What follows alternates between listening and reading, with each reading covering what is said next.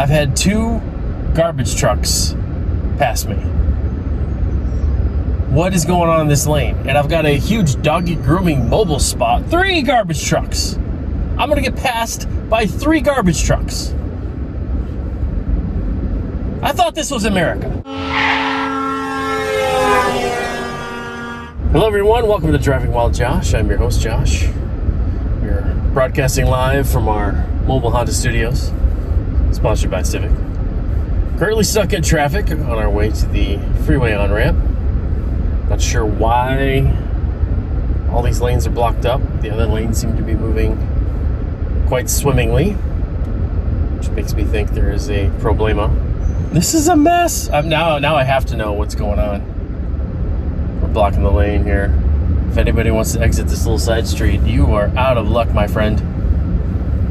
You better just wait until rush hour is over. Now, I've seen a couple cars slip out of this lane to get into the garbage truck passing lane, it appears. These sanitation workers must know something that we don't. I swear if there's a 4th one coming up, I'm going to lose it. Never been passed by 3 garbage trucks before. We are at a dead stop. Something is amiss here. I wonder if I should not go this way. Does that person have the right idea? They may. They may. I think you can go that way and then take a left and then another right and then you're out. Dude, why would you? Yeah, sorry, Chief. You're gonna make a left here? You're not gonna make it in here, Chief. Sorry. There's the 4th garbage truck. He's behind me and he wants to get over behind his other garbage truck brethren. All right, so 2 garbage trucks. Man, don't hit me.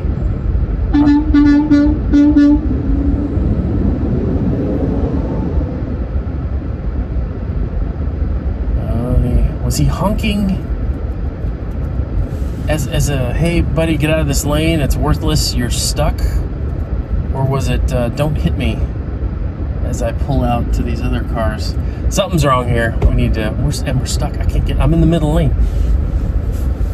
I cannot go anywhere. Scientific curiosity, ladies and gentlemen. That's why we're here. That's why we're recording these. Because I know that you, like me, want to know what is going on. There's people driving up in the...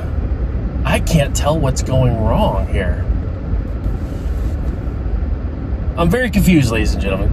I don't know exactly what I should do. I probably should have pulled a Yui, unless the whole thing is shut down. Wait, oh!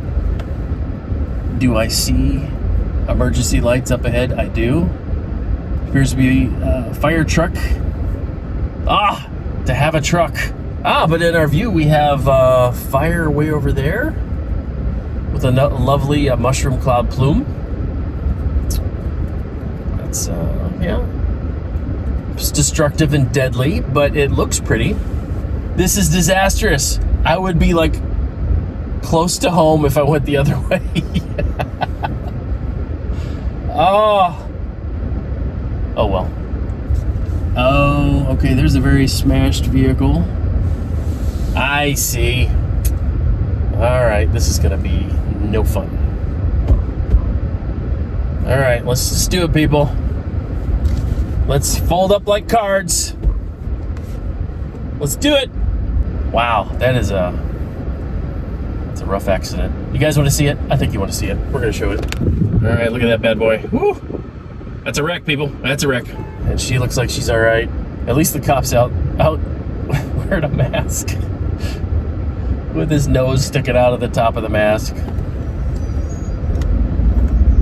Alright, here we go. Now we're free.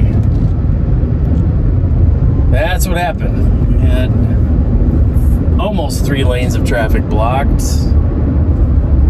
Going, what is this, east. And then you had two plus lanes blocked going south. Yeah, that was a bit of a mess. That was a bit of a mess. The 2 people in that car seemed to be all right. They had paramedics there. They were both sitting upright. They were both talking. One lady had an ice pack up against her head, so I'm assuming she whacked something with her noggin. I hope it's not too serious. I would consider the car totaled. I don't think you're going to be able to drive that one anymore.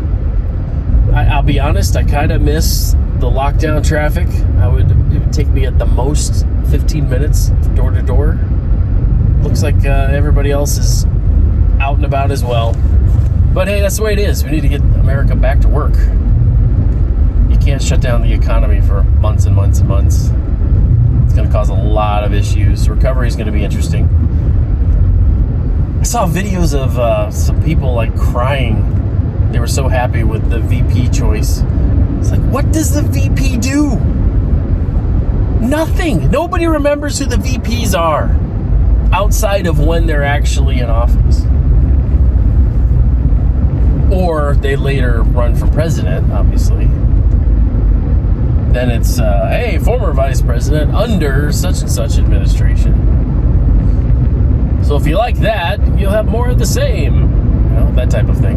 There was George H.W. Bush, who was under Reagan, and then he became president for one term.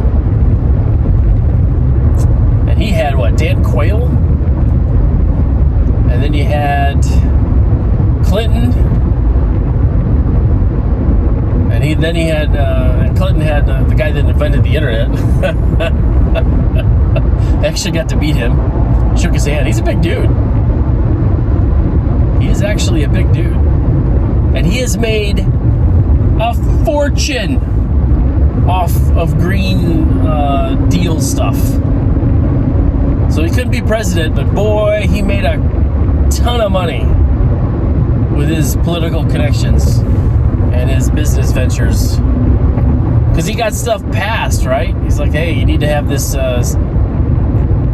you got to save the environment. And you got to pass these laws and these regulations. And oh, by the way, also my company caters to this type of thing, or does solar panels or whatever it is he was selling. You know, we save the whales. Give us these contracts, and we'll make sure that America stays green. And then what we have? And then we had George W.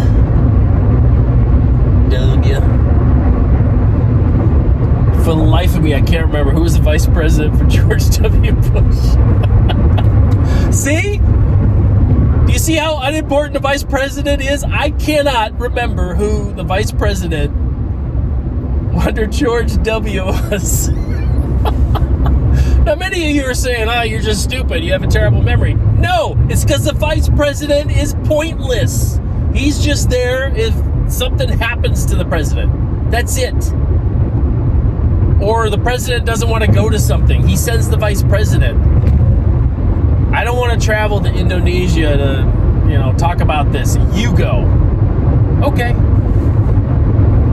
I'll get on Air Force 2. Whatever it is he rides.